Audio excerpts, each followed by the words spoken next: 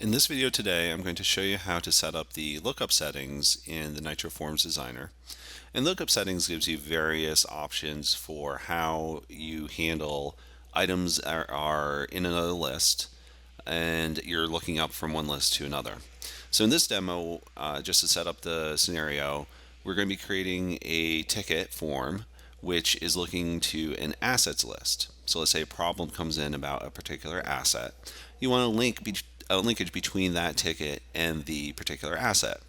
In previous videos, I already added this related asset field, which has a lookup to an assets list.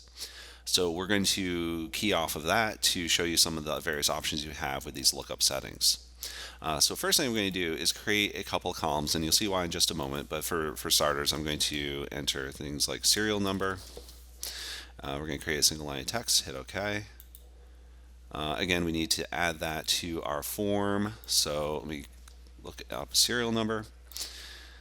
And we're going to leave it, we'll just use that one for now. I think that should be enough to show you what this does. So if we go to our advanced section in the Forms Designer on the left-hand side, you'll see that there's a Lookup Settings option. So if we click Lookup Settings, you'll see that nothing's configured at the moment. But if we go hit New Configuration, you'll see the options here. So we're going to select our lookup as related asset. We're going to select the All Items view, so you could potentially filter the options available in that drop-down by the view that you select using the filters of the standard SharePoint view. There's also an option to enable search on lookup list items, and there's also an option to not load the lookup list items initially, because that will prevent the list item from taking a long time to load. So let's go ahead and turn that off for now. I'll show you that setting in just a moment. And right now what we're going to do is also show that you can limit the options in that lookup by a person or group field in the list. So if I click Requester, we're going to match it to a field in the assets list called employee. So in this scenario, what our assumption is that the employee field on the assets list will have the same value as the requester field on the tickets list. So therefore, the ticket being created for that particular requester will automatically have the options just for that employee. I'll show you that. And the other thing you can do is map between the lookup list columns in the assets list and the columns in the tickets list. So if we go ahead and select serial number, I'm going to map it to that serial number field I just created. And create that mapping, we're going to hit OK. I'm going to hit OK. And then I'm going to publish this. Yes, I want to publish. Now I'm going to bring you over to my form over here. You'll see that it hasn't picked up those changes. Serial number is not there yet. So I'm going to go ahead and refresh it. In previous demos, I showed you that we could auto-populate the requester field based on the logged in user. And so we're going to use that feature as well.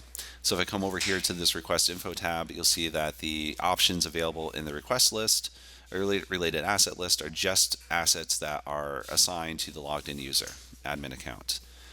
If I remove that column, let's say I take that value out of there and go back to my request info, you'll see that the options are there are none because we're not looking. There are no blank employees in the assets list. So if I refresh this again, repopulate that requester field, and select my assets. Let's say I select the IP phone. It brings in the serial number automatically from the assets list. And if I change the asset, it's going to change that serial number. So we're going to go back to our Forms Designer settings. And I'm going to show you the lookup settings for searching. So let's go ahead and enable search on lookup list items, and we're going to turn off that do not load lookup list items. So in this case, we're searching the items, and it's not pre-populating based on the current field. So it's not going to give me this option to filter the list because we'll be searching on it directly. I'm going to hit OK, hit OK, publish, confirm. If I come back to my form, I'm going to refresh it so it picks up those new settings.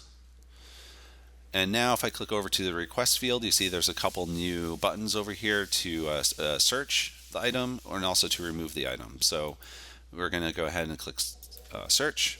There were some Dell items, so I'm going to go ahead and click search for Dell, click the magnifying glass. And now this is going to pull in all the assets that have that value of del in there, and you'll see that it does extend to another page. So it shows you that there's more items, and we can show more items on the same page. So go ahead and select 10, and now you can see all 6 of those items that pulled from the lookup list. In that way, you can bring in information from your assets list into the tickets list, and that could be applied to any linkages between 2 different lists where you could look up items and connect them together. I hope you found this helpful. Thank you.